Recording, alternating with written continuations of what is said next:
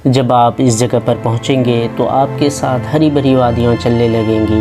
ऊंचे ऊंचे पहाड़ भी आपका साथ नहीं छोड़ने वाला और आपको चाय की खुशबू महसूस होगी।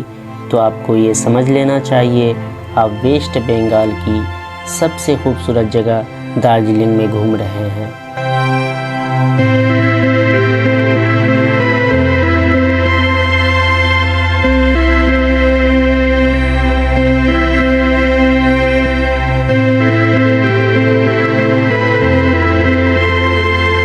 ईस्टर्न हिमालय में 6700 फीट पर बसा ये शहर बेहद ही खूबसूरत है और लोकप्रिय भी।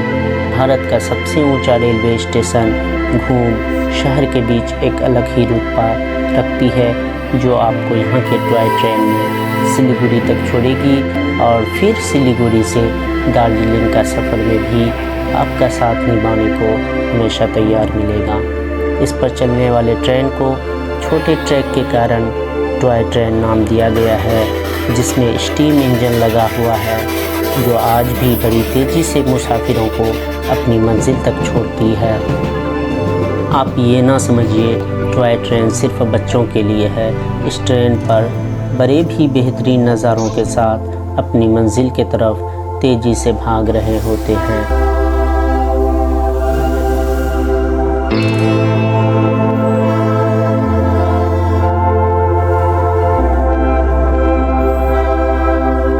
दार्जिलिंग में घूमते हुए आपको ऐसा महसूस होगा जैसे आप एक हिस्टोरिकल प्लेस में घूम रहे हैं। जी हाँ, इसकी वजह यही होगी कि यहाँ के लोगों ने अपने बहुत सारी ऐतिहासिक चीज़ें संभाल कर रखी है। जब आप यहाँ की गलियों में घूमेंगे तो आपको पता लगेगा कि यहाँ की ज़्यादातर बोली जाने वाली भाषा नेपाली है, क्योंकि ये जगह नेपाल के करीब है और यहाँ की संस्कृति में आपको नेपाली और बौद्ध का मिश्रण मिलेगा।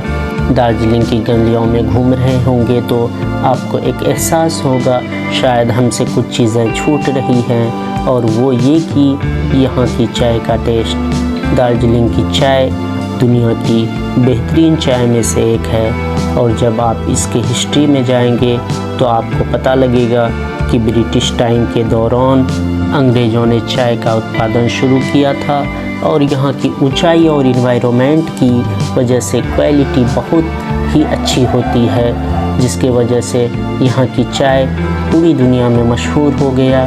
यहाँ की गलियों में घूमते हुए आपको ना थकान का एहसास होगा और ना ही आप बोरियत फील करेंगे।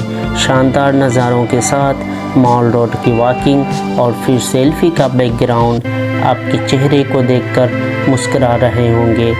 जितना ये जगह प्राकृतिक रूप से सुंदर है, उतना ही ये जगह अपने अंदाज के लिए जाना जाता है। जैसे यहाँ के ड्राइवर हॉर्न का इस्तेमाल बहुत ही कम करते हैं, जो यहाँ के वाइब को बरकरार रखता है और आपको सुकून से घूमने के लिए एक और बार इनवाइट करती है। जब आप यहाँ पर आए तो सुबह की शुरुआत आप टाइगर हिल से कंचनजंगा का नज़ारा से करें, जो आपके होश उड़ा देगी। इस व्यू के लिए आपको कुछ ज़्यादा ही खुशकिस्मत होना पड़ेगा। ये व्यू आप हमेशा नहीं देख पाएंगे। जब आसमान में बादल ना हो और ना ही फॉग हो तो फिर आप इंजॉय कर पाएंगे। हाँ, आपको ये ध्यान में रखना होगा, अगर आप इस खूबसूरत दृश्य का आनंद लेना चाहते हैं तो आपको बहुत ही सवेरे जगकर टाइगर हिल पर पहुंचना होगा। जो मैं समझता हूँ ये जगह आपको बिल्कुल भी निराश नहीं करेगी। अब आप इंजॉय करें टाइगर हिल के से नज़ारों को। जब आप यहाँ से लौटेंगे तो दार्जिलिंग की कई सारी जगह आपका इंतज़ार कर रही होगी, जैसे कि बतासिया लूप। यहाँ से भी क्या खूब का नज़ारा होता है। ये लूप टॉय ट्रेन को ऊंचाई हासिल करने में मदद करता है और फिर टॉय ट्रेन अपना रिकॉर्ड दर्ज करती है, भारत की सबसे ऊंची जगह पर चलने वाली ट्रेन। और बतासिया लूप के नज़दीक ही वार मेमोरियल है, जो गोरखा सैनिकों की बहादुरी की निशानी है। यह स्मारक उनकी बहादुरी और बलिदान की याद दिलाता है। और इस तरह कई जगह घूमते हुए दिन ढल जाएगा और आप बहुत सारी यादें समेटे हुए नींद में चले जाएंगे।